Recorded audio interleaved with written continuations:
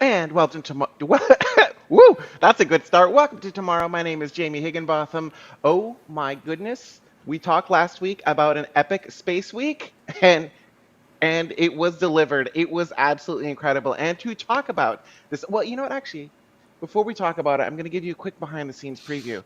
I was supposed to have lunch about 40 minutes ago, and I ordered DoorDash because I was prepping the show and doing a whole bunch of things. And literally 60 seconds ago, my food showed up. And so now I've got food here, but I can't eat my food because the first segment obviously has to be Starliner because we're going to do these things in order.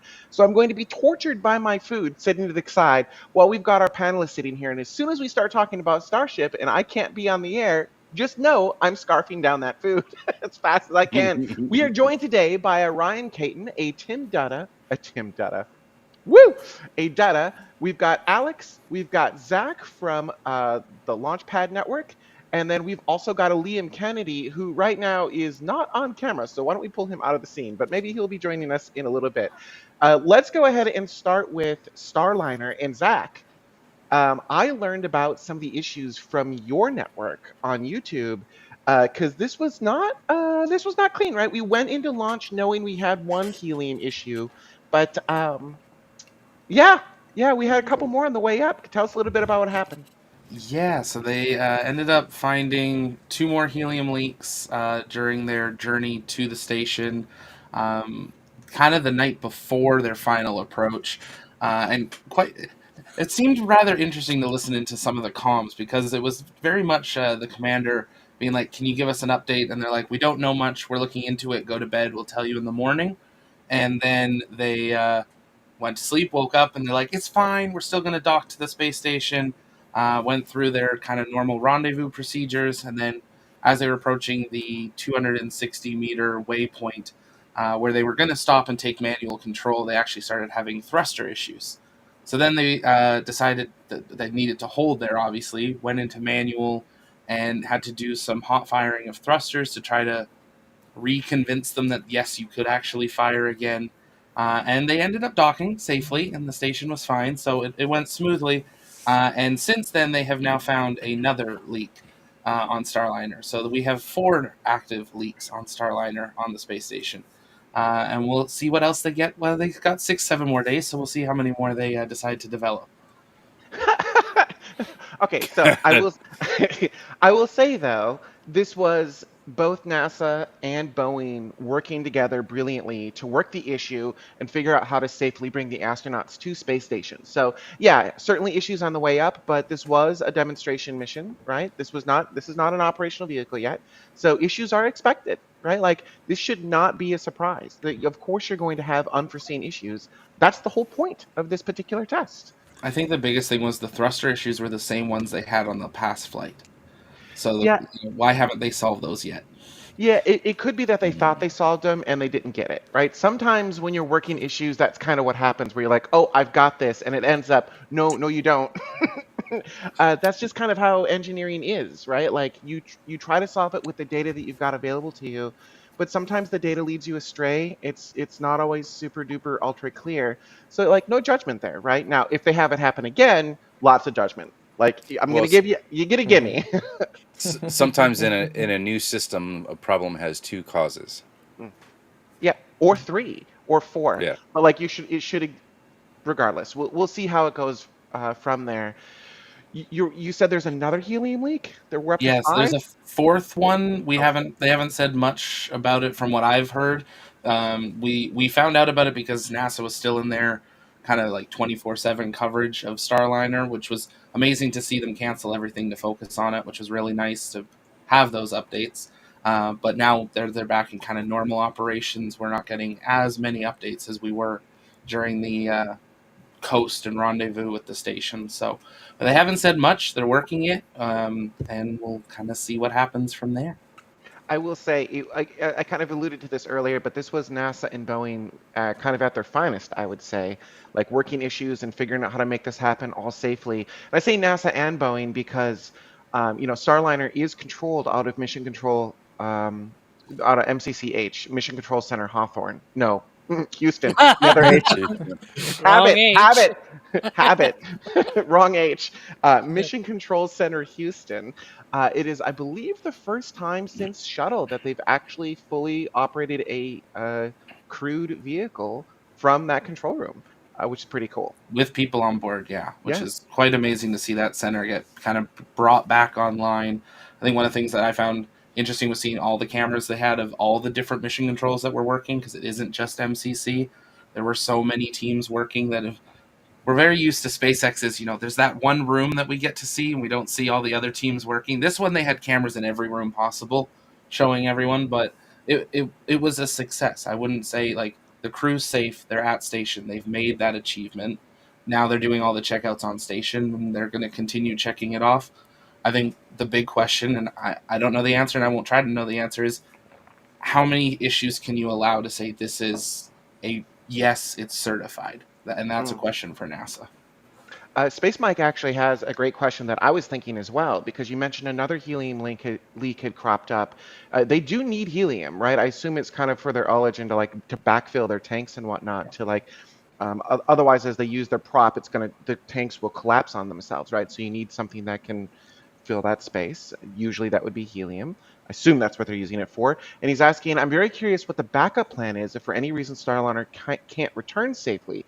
Obviously, I want everything to go, but do they have a plan? Can they use would they use Dragon? Would they use Soyuz? Would they just abandon it in place? Anyone know? I think at one point before the flight, they mentioned that they had looked into, and I don't know why my camera is flickering, but I don't care. I'm gonna push through like S and Ship 29 and just go through. Um, Hey, we're not in that despite part the of the show challenges. yet. I know, but yeah, it's before the flight they were mentioning that they had this sort of concern about the helium leak, because they saw that after the first scrub and things like that, and it was interesting how they explained this whole process of like looking into what if other pods, other manifolds go out and things start shutting down, right, and we cannot use them. What else can we do? And so they looked into like different ways of trying to maneuver and use the thrusters, not only for attitude but also for return for the deorbit burn, because that was sort of their main concern. It was a very little small chance of them not being able to return, based on what the hardware and software that they had before flight was configured. Then they did a few software changes to be able to mitigate some of that. But it's gonna be interesting. Right now, all those manifolds are closed, so they're not losing any more helium. But obviously, once they come back up for undocking and everything, they need obviously that pressure back to be able to operate the thrusters. What they said is that what they'll probably do is they'll operate those for just the amount of time needed after undocking. And the good thing is that they don't need as much thruster active propulsion after undocking than before docking, because before docking you have to get to the ISS, you have to do all of these burns and everything. It's a thing, right? But for undocking, you just need enough propulsion to be able to back away, and once you're out of the way of the ISS, you can just disable the thrusters and wait until it's time for the orbit burn and things like that. Like it's essentially something that is a lot easier for them apparently to be able to do with, uh, doing this. Close all the manifolds, don't let anything escape. Just use whatever they use. So hopefully they can use that. They can do some trickery and all that with the balloon. But Uh, It might just be me, but you've gone underwater. me, Not just you. Okay, cool. I Well, can he no said he longer was going to understand. be Now, S-29. I enjoyed the submarine sounds, but yeah, they're saying um, robot Alex. I don't know. This is not what I usually use for NSF, so obviously it's a different setup. really I'm quickly, not used Norman to. in the chat did a super chat for $10, so thank you very much, Norman. And Norman asks from someone, or states, from someone who routinely works with helium, superconducting magnets. Oh, you're not kidding with helium, like, and really cold temperatures. Let me unequivocally state that helium is even harder to keep contained than hydrogen. It's absolutely pain in the ass. Okay, I mean. absolutely fair. But like still a problem, right? Like they still need it to maintain tank pressures. So, and it sounds like, Alex, we did lose some of what you were talking about. But I guess my next question is, okay, so helium being used for tank pressures. Are the manifolds that are leaking? Do they only apply to the thrusters used for like station keeping and like approach, or will they be necessary for the deorbit burn, which is, I assume, a much longer, much more intense burn than just like pushing away from station. Yeah, they use these, so they have these sort of manifolds and pods. It's a bit like Dragon, right? It has different pods of different thrusters and things like that. So each of the pods has their own manifolds for the pressurization, and so it's essentially isolated to different manifolds on different pods of the Starliner service module. So if it affects one of the pods, it obviously affects all of the thrusters in that pod. The only difference is that some of the thrusters actuate in a higher pressure environment because they are higher thrust, and some of the other ones, which are only for attitude control, they are lower thrust and therefore they don't need as much pressure. So if you have a leak, it's not going to be a big deal. The problem is if you have a high leak rate, then it's going to be a very big problem when you need the high pressure on your higher thrusters. Oh my lord, uh, say that 10 times fast. But yeah, it's it's really right now in like I don't know. It's in a place right now that I don't really know what they're going to be doing, other than they're going to be closing off the manifolds and try to hope for no leaks. We've Well, also got a leak. any leak Go in ahead. the system affects the entire system too. Hmm. So if you have your supply and you have all these different manifolds and you have a leak in just one of them, if they're all connected to the same supply, then that depletes your entire supply. So it's not like you don't have an issue if it's just isolated to one. Like That your makes an supply is assumption your that there's supply. it makes an assumption that there's only one loop in one supply, which may or may not be true, right? Like they could have Sure. another closed loop supply somewhere else for redundant systems as well. Although that seems unlikely because you're going to be have to fill the same tanks. Really quickly, Liam is just about ready to join. However, Liam, in order for you to join, you need to center up a little bit for me. Scooch to your left ever so slightly. That would be perfect. Love it. All right, so and we lost Alex magically as well. Okay, so made it to station. Like also huge congratulations to Boeing and NASA and everyone for making this happen. Right, the United States now has two vehicles capable of sending humans to the International Space Station. Long time coming. Super super awesome. We were cheering them on. Something fierce. I mean, running around the pad and like doing a whole bunch of stuff. I remember I was kind of watching one of the first ones when they scrubbed it like T-3 minutes. I literally had the NASA webcast on my phone in my back pocket on speaker, just blaring as loud as it could so I could hear what was going on. So yeah, yeah. I mean, we were all cheering him on.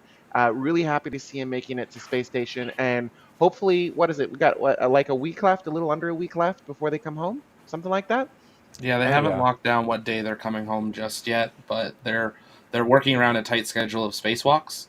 We haven't had those for a while, so they're trying to figure out, are they staying past this next spacewalk in, I think it's on Wednesday, or if they're going to try to send them home before that or not. So I think there's a lot of figuring out what's going on with Starliner before they attempt to undock. I guess they could stay probably a few more weeks if they had to. It just obviously affect using some of the food that's on station, but otherwise there probably wouldn't be a major effect. There's not another flight up there for a couple of months. And then I assume weather is in concern as well. Although with Starliner, like they've got, I assume, a few more options, or maybe it's less, um, or but they can land on land, right? So like they Hmm. don't need to do a water pickup. So I assume it's maybe easier. Although there's less land mass than there is water, so I'm not sure. But you need recovery assets there, so I'm not sure how that actually. I'm not sure what those con-ops actually look like. But like yeah, They have uh, multiple locations throughout the southwest of the US. So mm, they've landed in New Mexico at White Sands a couple of times now. They have options in Arizona. They have the Utah Test Range. They also have Edwards Air Force Base, where they can land in California. So they have multiple very spread out options if the weather is dreadful and they need to get them home or whatever. But I don't know if they have any other redundancies beyond that. But I guess the limitation is large, flat area of nothing. So And Australia works then. yeah, Australia works.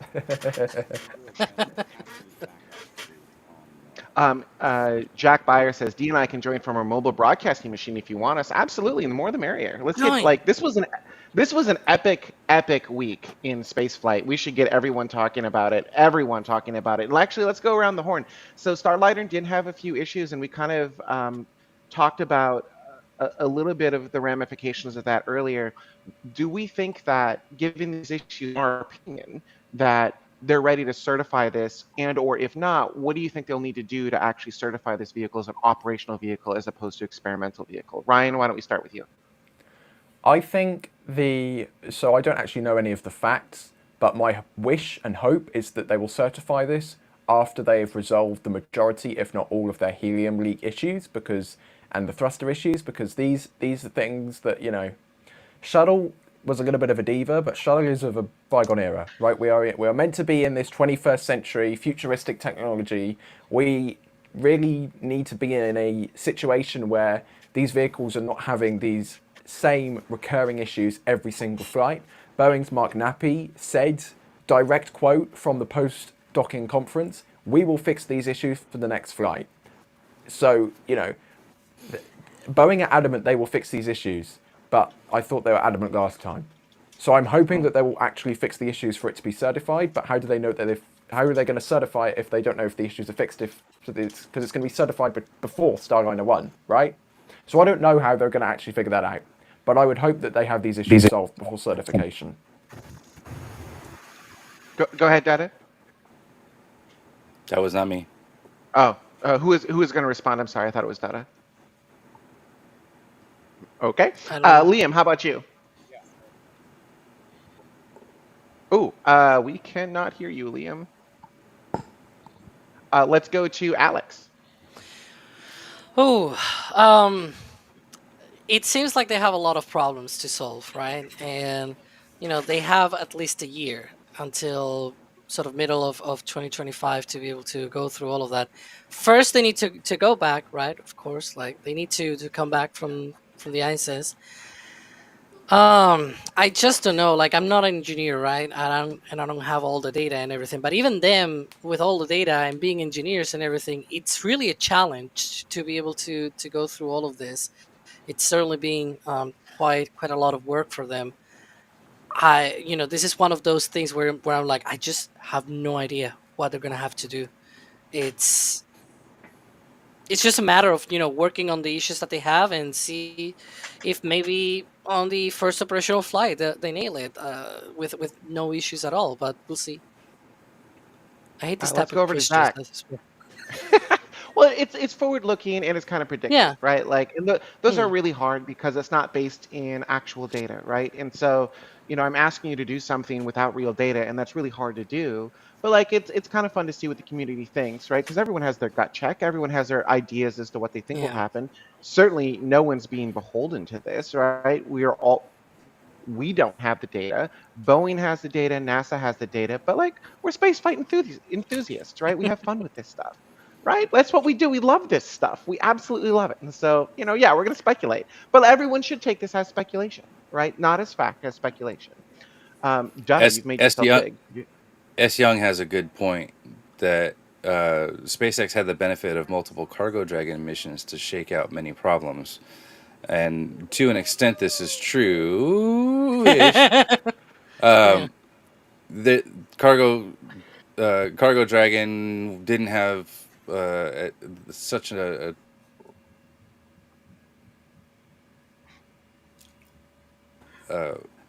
sorry, hold on a second. Let me do this. It was pressurized, but it uh, was not the sole source for life support for the people on board, and while SpaceX did have Cargo Dragon to kind of get into the flow of launching things regularly to ISS, and that handles your attitude control, your thrusters, your deorbit, and things like that. is not exactly 1-to-1, so there's still a lot to learn for putting people on board. And Hmm. Boeing's a little rusty at this. I mean, you look at Crew Dragon or Dragon 2 in general, and compare that to Dragon 1, and you think, oh well, it's like a capsule shape. It's sort of the same kind of approach. It's a SpaceX, right? So it's the same capsule. It's like no, it like just look, for example, a very small thing, well, small, that is the how the thrusters are configured on Dragon 2 compared to how it was on Dragon 1. Just the change of that means that all your propulsion system needs to change. And Hmm. on Crew Dragon, you have the extra that you have those super Dracos for the launch abort system. You have a lot of more complications there. You have an ECLIS system, the environmental control life support system. It's like there are so much things, so much more things on Dragon 2 that are so different from what you saw on Dragon 1. You don't have docking systems, you don't have all of those fancy stuff that Dragon 2 has that can, doesn't need the grappling of the arm and everything. There's so many differences, correct? And there's an argument to be made as well that Boeing had also the experience of many flights from previous heritage vehicles, such as the shuttle, for example, that they have experience. Like Mark Nappy worked on the shuttle for decades, for example. And all the people at Boeing, at very high places at Boeing, they also work on the shuttle for many, many years. It's not just about, you know, but they had Cargo Dragon. I don't know, like I don't feel like it's a fair comparison because it's a complete different capsule with the complete different systems. And one could argue that Boeing had decades of experience behind them, and they could have just nailed it, right? And in fact, back in 2014, 10 years ago, when these contracts went out, everybody thought, SpaceX will just be very sloppy. Boeing is the major contractor and traditional folks, right? That they know what to do because they did it in the past. And turns out, here we are, 10 years later. You know, things are totally different. It's a different beast. Yeah. All All right. right. Yeah. Sorry, I have to Now we leave can for have Jamie side back. stuff. Yeah. We started talking about Dragon. I was like, Yeah. I did. I will point out though, you did give me an opportunity to get a little bit of food. All Yay! right. Zach, did we do you? I don't think we did. Oh, Liam, let's try you again. Let's see if we've got Yeah, audio and working. Oh, can you hear? yes. Yes. Yep, Okay. good Cool. com. Anyway, but obviously, what's been shared already about this lovely little scene behind me here is pretty amazing as well. Obviously, I've got here using the NASA software that they use to do simulations, and there's the money shot, as I said, with uh, Crew Dragon alongside the new visitor, temporary visitor over there. And did everyone see the photo that showed the view from both windows, from one direction and the other, from the Starliner across to see Dragon, and from the other way as well? I thought that was a I real don't think I. amazing. I don't think I did. Zach, are you able to find that and share that? I see you're doing a screen share already. That's not it Mhm. though. I wonder So if you could, Mm. like, on that render, Yep. like put it on the other side. Oh well, not right now because we're obviously looking at this, but because Yeah. No. there's also a Cygnus, Hmm. right? There's a Cygnus, and we are Yep. coming up on Dream Chaser, also launching hopefully later this year, Hmm. if not early next. There's a possibility that within a year or so we're gonna see Cygnus, Dream Chaser, Starliner, and Dragon on the ice sets. It's just gonna be so cool to see all of that. I don't Uh, know about you guys. undoubtedly. So one of the things I wanted to share, Jamie, you were sort of talking about just how amazing it was. You were following CFT launches. You had the Mhm. live stream up on your phone. I just want to say it was going the other way as well. So one of my contacts that I communicate with fairly frequently on socials is Chris White, who is a Kronos flight controller at JSC. And right as the timing was that CFT was approaching docking, there you go. Yeah, CFT was Yeah, that's approaching. really cool. Yeah, isn't that incredible? So while that CFT was approaching docking, he was just talking about how amazing it was. At the same time, there were these two live streams that were going on. So, and he was giving a big shout out to everything that was going on with the other thing that was happening, Jamie, that you can't be around to chat about, apparently. We'll Uh, get there. We'll get there. You'll get there anyway. But I just wanted to say that part of it as well. And I think what's been shared already by Alex and Zach and everyone about the status of the of CFT mission is just amazing, great information. Only couple of things I'd add is that in the media side of things, NASA did confirm what I think Alex you mentioned, that really one of the worries was all that helium leak. What does that mean for their stay on the station? And they confirmed that with the manifold shut down, it doesn't really impact anything. It's only when they are active that they'll be, potentially losing helium. So that was a good thing. Has anyone here been listening as much to the Space to Ground content from the NASA live feeds? Because that's pretty much 24/7 right now. We can hear everything that's going on from Space to Ground, and almost all of it is to do with all of the checkouts that are being done with Starliner. Now it's on station. Including the safe haven. I think that they may have tested that out. That's when the Starliner has to complete its test, saying it has to be fully set up as a safe haven location if there's ever any station issues where people need to evacuate. Potentially, they head back into their spacecraft and designed to stay up there for some time. Stay in there for some time. So that appears to be going across okay. But there's a significant number of bits of conversation where things are being worked out, little issues are being resolved. And I think that's showing just such amazing care that is being done at the moment to make sure that Starliner's mission on station is successful. Anyhow, that's my bit. Actually, Mm. so listening to 1SG2, which is the English space to ground comm loop, also is a really good idea. I have not been doing that. Uh, Actually, I would leave that to someone like Zach and the Launchpad Network to that would be a really cool, just mix that in with some of their animations and whatnot. That'd be kind of a fun, cool channel to watch.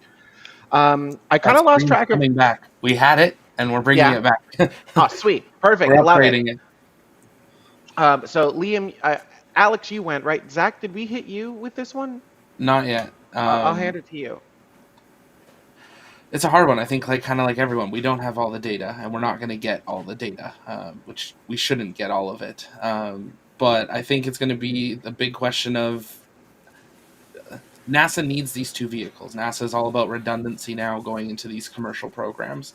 They need a vehicle online, but at what point is so many issues too many issues? And at what point are you risking the kind of general schedule of the space station? I think one of the big things with Starliner, if it gets certified, is we're going down to one NASA SpaceX Crew Dragon mission a year. Starliner's taking the other. Well, if Starliner has an issue getting its crew there, you've now got 4 less astronauts on the station. You're running schedule changes. If the SpaceX crew's already left, now we're down to just the Soyuz crew. So I think there's a lot of risk there if we're not doing a proper handover like we normally try to see with the Dragon crews. That comes down to Starliner has to work if they become certified.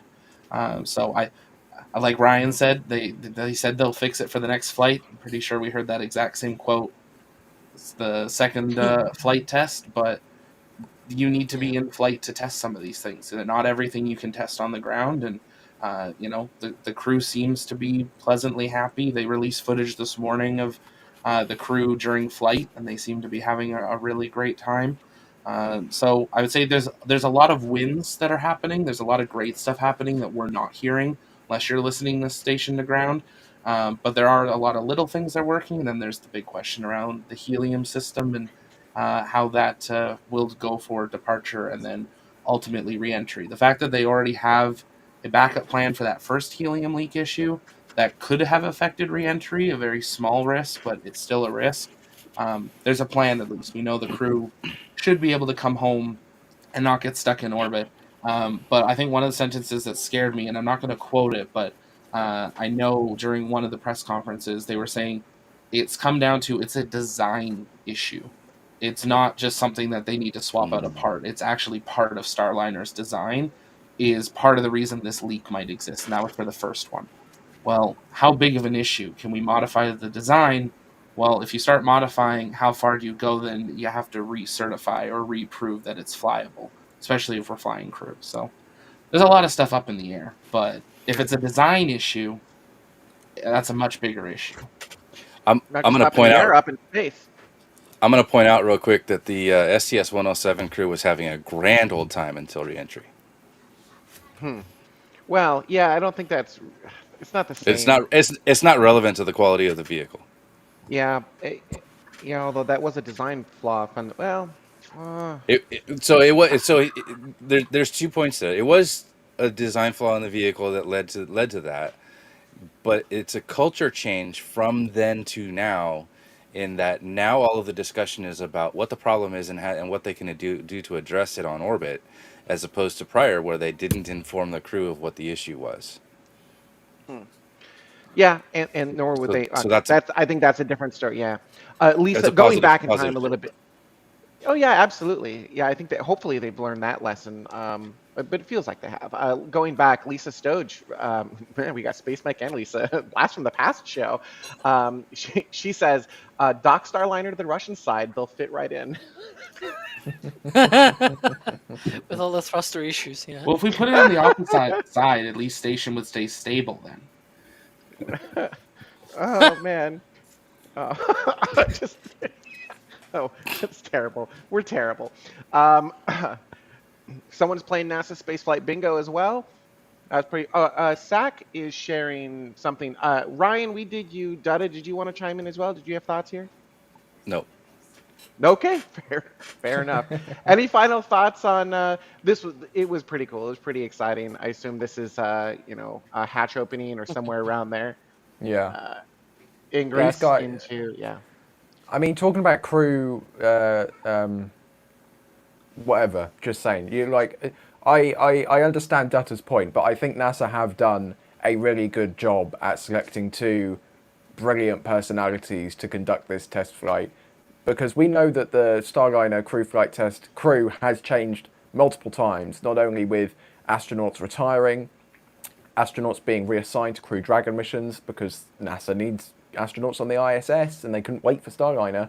I think Butch and Sunny are two. They just their personalities combined, I think, have made a really good crew, and you can tell they are very excited. Boeing released a video of them of the internal camera during launch and their comments and things. Like Butch and Sunny, they were excited to finally be launching, and you can see they were dancing as they entered the ISS.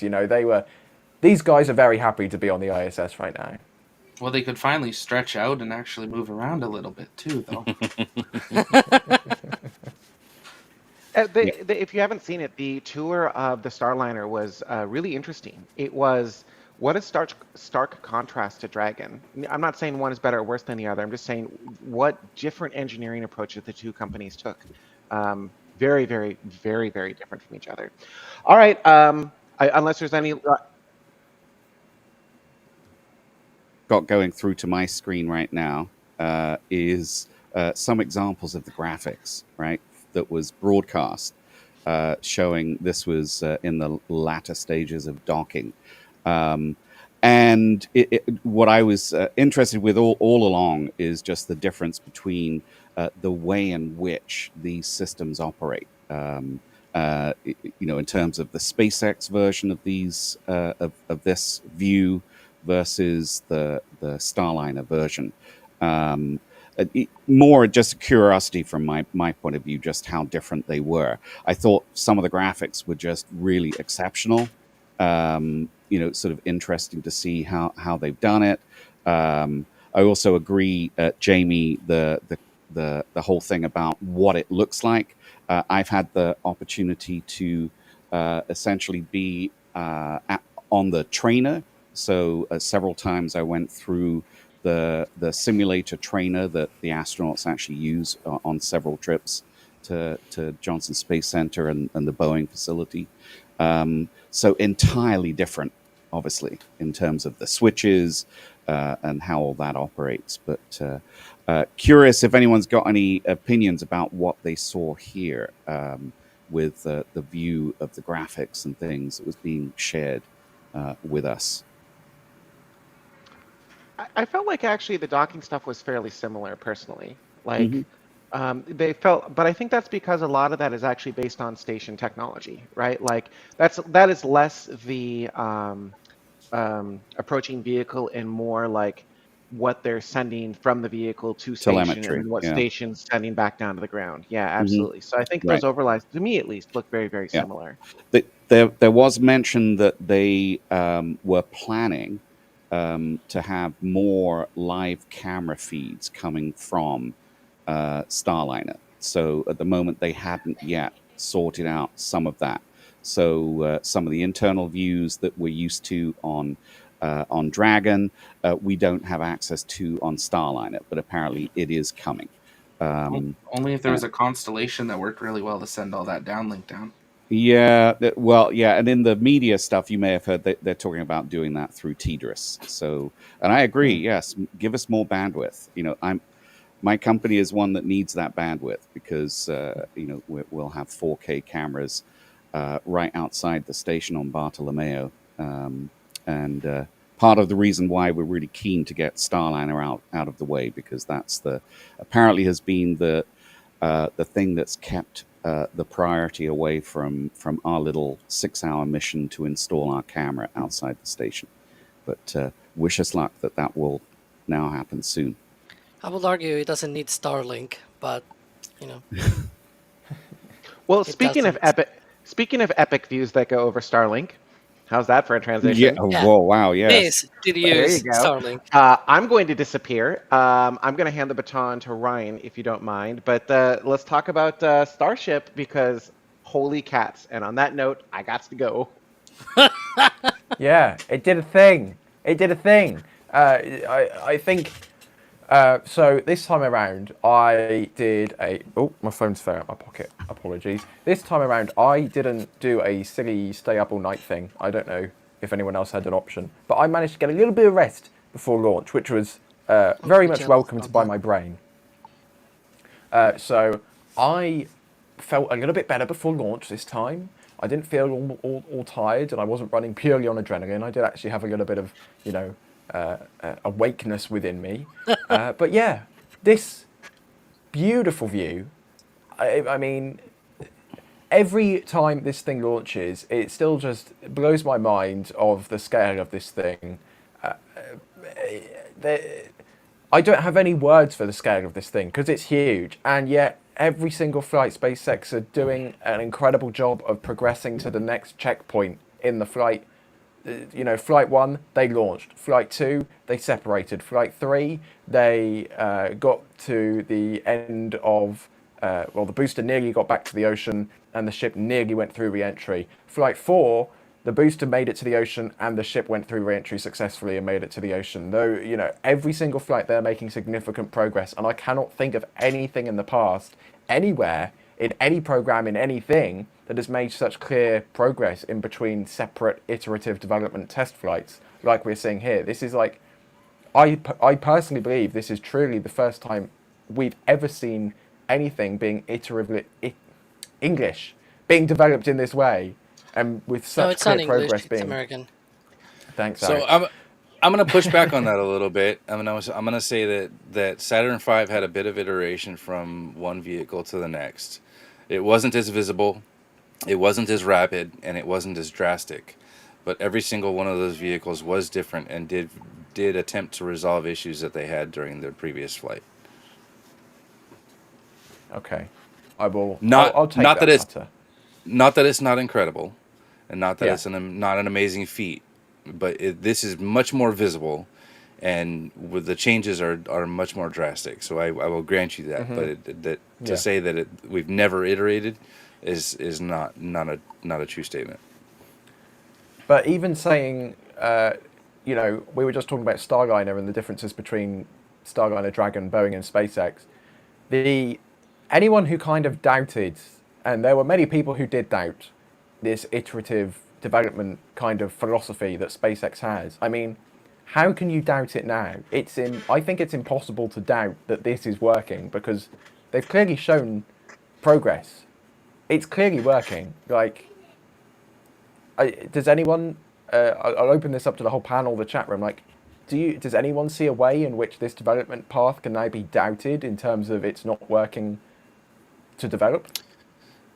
So there's trade-offs. I think the trade-off that SpaceX is able to make is spending buttloads of money to make lots of progress quickly. Not all companies and not all institutions are comfortable with fail fast because of public relations or limited expenses or limited funds. So it is a way. It is not the only way, and I don't think anybody can doubt that it works because SpaceX has been the proof over and over again. But it is a huge budget spend to be able to do that, and not everybody can afford to do that.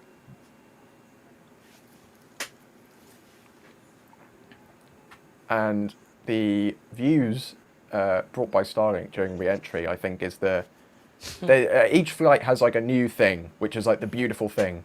Flight 1, okay, maybe the explosion and the tumbling and the lack of FTS working might have been the beautiful thing. Flight 2, the hot staging, that was the beautiful thing. Flight 3, I think the re-entry views were the beautiful thing. Flight 4, I think the re-entry views again. But we got so much further this time.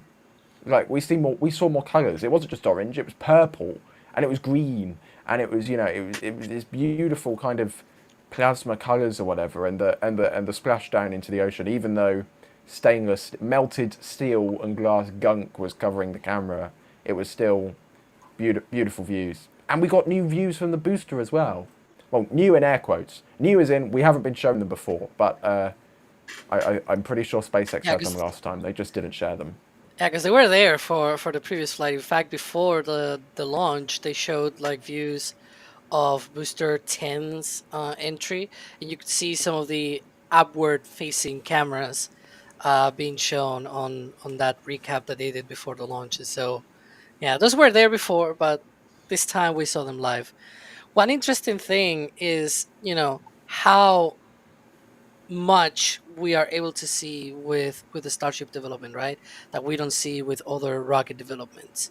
Because people do say, oh well, but they have it next to a road and everything. But still, the willingness to live stream this, till almost the end, even with a flap, like they could just once that flap started burning through, they could have pulled the feed and be like, okay, whatever, we don't care, we don't want to show that because it's a failure or whatever, right? Like it's a structural failing or whatever. Like even the commentators, I think it was Kate and Jesse, they were talking about, oh, it looks like it's disintegrating or something like that. Like they too were probably thinking what everybody was thinking, that well, it's gonna come down, it's gonna break up, and this is the end. But it pulled through. They showed it, right? Whatever they could show, they showed it. And they went through that ship. Just it continued, and all the way to the flip and burn. It's quite amazing, that we can see this sort of level of coverage.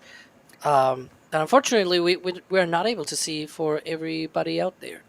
But There was a time, if you recall, not very long ago, where SpaceX did cut away when they had failures because they didn't want industry partners to understand the makeup and how their vehicle destructed and its weak points. And we all complained about, why don't they do it like NASA does? NASA shows us everything. Well, now they've listened and they've showed us everything. I think the commentators deserve a huge appreciation. I think they took us on an emotional journey with the flight, and I love that they were having the emotions that many of us were having, and then they've actually worked on this. So like this is their baby flying, and it was nice to hear just that authenticness coming through on an official broadcast of just how much excitement and emotion there is that it's actually working. This is actually happening. And on for the like continuing the views. I think I've heard Jamie say it before. I don't know what mission it was in relation to, but the concept of the worst thing to do when you have a failure is cut the screen and put your logo on it. It's just show what's happening, and then if you talk through it, great. The worst thing is cut it and put your logo and burn that image of a failing rocket and your logo together, Yep. for marketing at least. So the views were unbeatable. And if this is what we're starting with, when this thing becomes even more stable, they're going to just get better. And it looks like there is Praise currently the a huge. Look at that. Hello. A huge. Oh, we're live. Hi. It's Jack. Yeah, you're Hi, live. Jack. Hi. Wow. Sorry for interrupting you, Ryan. I was just going to say in the chat room, it looks like Jamie has just done another huge membership gifting spree. So if you got one of them, congratulations. You'll be able to join us for the members show, the post show. I don't know when that'll start because we're still having a great chat. I just mean the re-entry views now are just burned into my mind. Even before the flap started, falling apart. It's just the colours and the fact that this was live. I mean, the fact that it was live apart. This looks beautiful, but it was live. Boeing cannot get live video downlink from Starliner to share publicly, but SpaceX can get live high-definition video downlink from a Starship that is re-entering the Earth's atmosphere. In ye olde days, you wouldn't be able to even communicate by audio because of the re-entry plasma buildup. We had blackout zones through re-entry. You couldn't talk to the crew. We had live high-definition video during re-entry, continuous coverage from the start of re-entry to splashdown in the ocean. I think that is just, let alone the rocketry technology, the actual video technology in there as well, and the fact that we live in a world now where we can be interconnected by satellites going thousands of miles an hour around the Earth, going spin, spin, spin. Oh, hit the one that says Starvis Live. That's kind of you. No, but one of the things that also, I mentioned this for Ship 28 as well. You can see here the plasma interacting with the surface of the body. Most of the time, because we've seen plenty of videos from very old, like the early days of spaceflight up until now. We've seen many times videos of re-entry plasma. We're probably even tired of seeing the re-entry plasma, right? The difference here is that it's always being plasma going by the window or something like that, right? It's like, yeah, you see a lot of streaks of plasma and all of the pinks and reds and blues and whatever. This is an actual interaction of that plasma, of that bow shock against your body. There's so much to learn just looking at this and being able to analyze this footage just from this, right? We have not seen this, and even live. Like, this is live, right? Well, not right now, but you know what I mean, right? We saw it live, and I don't know. It's like we have plenty of footage from, like, again, Soyuz looking out the window, Shuttle looking out the window, and it's just, plasma just streaking by, but not that interaction with the flow. It's really amazing. I think Lens technology is now the bottleneck. I think it was amazing to see how stable it was at times. Go for it, Jack. Not being able to have comms with the capsule as they're descending, or a space vehicle, like the comms blackout. If you were not a space fan before this, if you're like a relatively young or you don't remember, like, watch Apollo 13, and there's like the tense moment where it's like, oh, are we gonna get comms back after the comms blackout? And it's like, that's just voice, let alone high speed or high resolution video. It's just, it boggles the mind. I still don't understand how it's possible. I know Starlink, etc., but like, I just don't understand how it's possible. Magic. Because as a space fan my entire life, the mantra has been, oh yeah, there's a comms blackout when you re-enter. It's no big deal. It's It's like, no, there shouldn't be. There should never be, blackout parts of ascent where crew can't abort, and there should never be parts of descent where the crew can't have connection to the ground in case they need to troubleshoot something. And it's not just for the nice fancy views. When there is crew on this thing, that is valuable alone just to have continuous communication with the crew. It's truly and utterly remarkable. Says Needs to someone digest it live slowly. streaming from their car.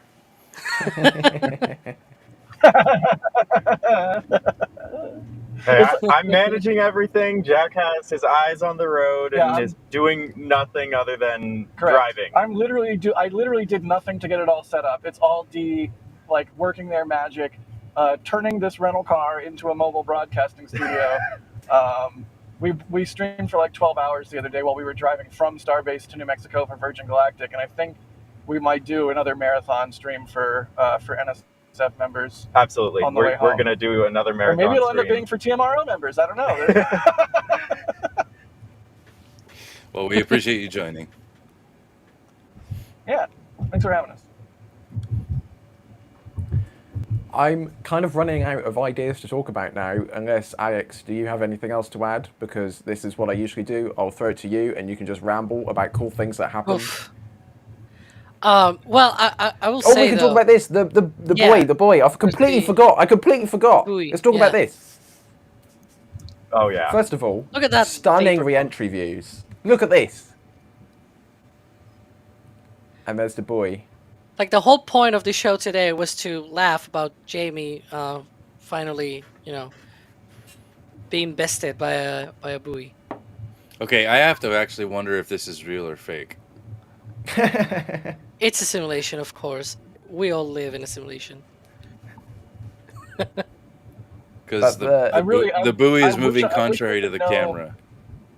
I wish we could know the camera. Like, is it a gimbal? Is it a 360 cam? Is it I'm just pretty some sure it's a insanely high 360 resolution camera. thing? There is a lot of warping on the actual Exactly. on the actual boost. If you look at the booster, there's a significant amount of warping. So clearly, a lot of stabilization had to be done. Yeah. Which, buoy, it makes sense. But hey, if it's a choice between this footage existing and it not, hey, I'll take some warping. But I'm dying to know more details about the setup. Absolutely. Yeah, I think it's funny because literally, hours before SpaceX released this footage, I was joking in the NSF channels, like, why can't we just get a buoy and put it out in the Gulf? Like, I was asking, like, do buoys have to abide by not Mars and marine safety information bulletins? Like, can we just leave something out there? But SpaceX did it anyway, so yeah.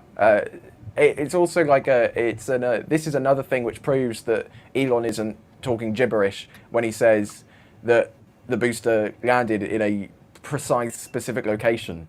They landed next to one of their buoys, so they clearly landed where they wanted to land in order to get that shot. One that the ship was only a single-digit number of kilometers off from its point 2. Everything that happened with that flap, that could be enough to make that difference in where it actually ended up going, just from how the flap was disintegrating beautifully during the entry. So I mean, it had a massive gap right in it, so that would reduce the drag, which would make it go further, theoretically, I think. Yeah. So this is a silly question, probably. Is there any chance the flap can be recovered? I think it's put it on the other side. Now. Put it on the other side from the the one at Brownsville Airport.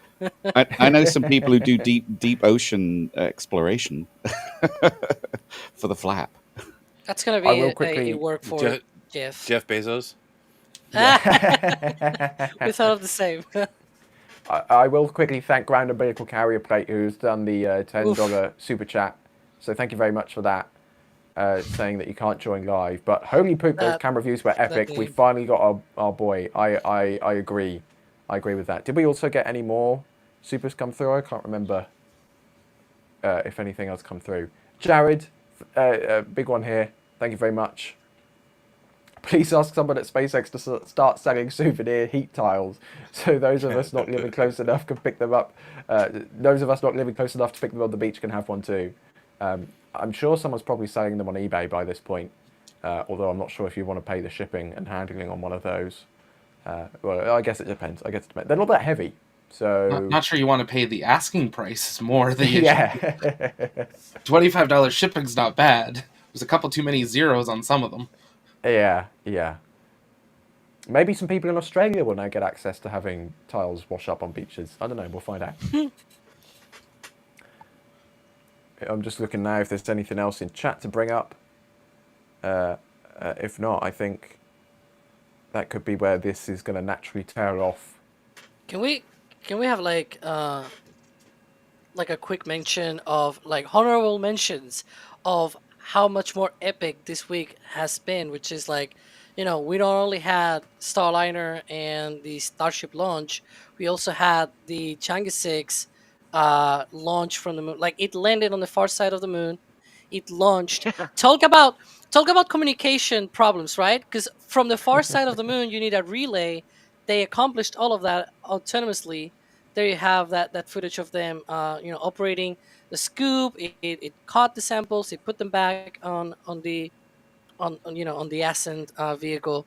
Like, they accomplish all of that from the far side of the moon. It's quite mind blowing, right? And obviously, the US will get there as well with Eclipse program and everything. There's plans to do many more missions than China, but for now, they're the first ones, and it just shows how much more activity there is in space. And there's like 1,000 other things as well that has happened that are like super epic and everything. It's just every single week there's something interesting going on. In any normal week, this would have been the lead story, right? Exactly. Like this week somehow this is a tertiary story. Yeah. Like, that's crazy. That's crazy. What an amazing week this was. Like, how is this the tertiary story? Oh my goodness. Tune in next week for the boringest week in spaceflight. You might be. Starlink launched 8 times this week. Anything else? I don't know what I'm going to be writing for this week's spaceflight episode. What a phenomenal accomplishment. Also, let's not forget Virgin Galactic, right? Yeah, last too. flight of Unity. They're moving to Delta after this. So Unity is done. That was the last flight. How is that not the lead story? Like, it's just crazy. This whole week has been insane in the best possible way. Yeah. It's been bonkers is the only word that comes to my mind to describe this week. It's just been, crazy. I am excited for Virgin Galactic Delta. Maybe we'll talk about that a little bit more in the future, but I think that might be the thing that enables them to do kind of what they originally set out to do. We will see. But do you think they'll get there? I really hope they do. I hope with all of my heart, like literally every fiber of my being wants to see them to continue to fly. But if it's 2 years out and they're a publicly traded company and their cash position is not super great, I can't help but worry. I mean, I am a pessimist, so forgive me, but I can't help but worry that we won't ever actually see the Delta class ships fly. I hope I'm so wrong. I don't even think that's 100% the case. I worry. This is where I want to have a conversation about this in a show, because you brought up an interesting point, which is they're phasing out Unity before Delta's ready.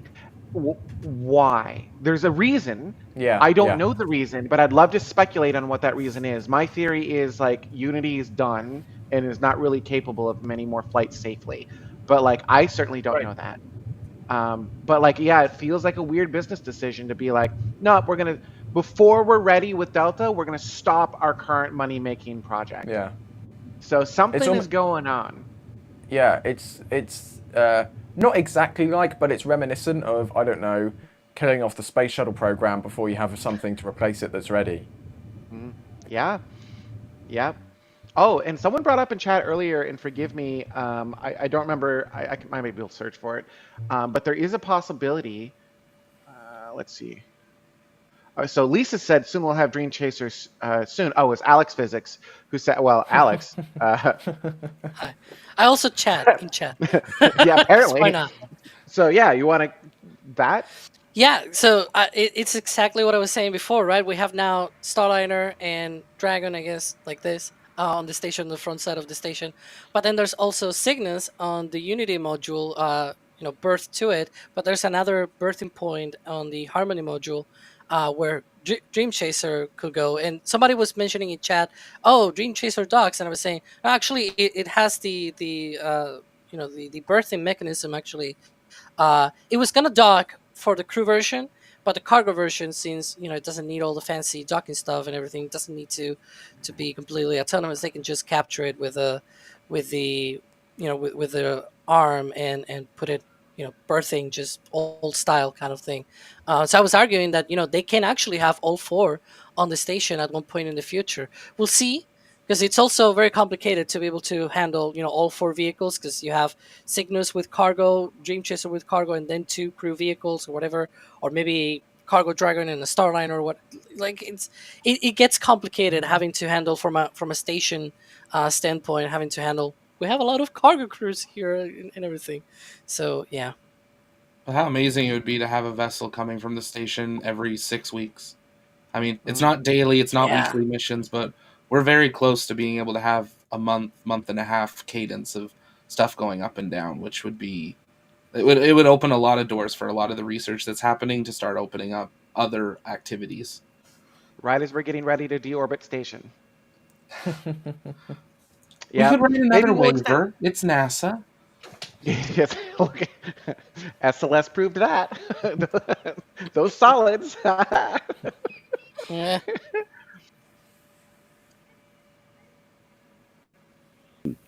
Have one. Why does it have to be one or the other? I think it's going to be multiple. Okay, so lots of conversations, and I think at this point we need to go into our member show, because we are over showtime, and I think we're diverging into those weird random conversations.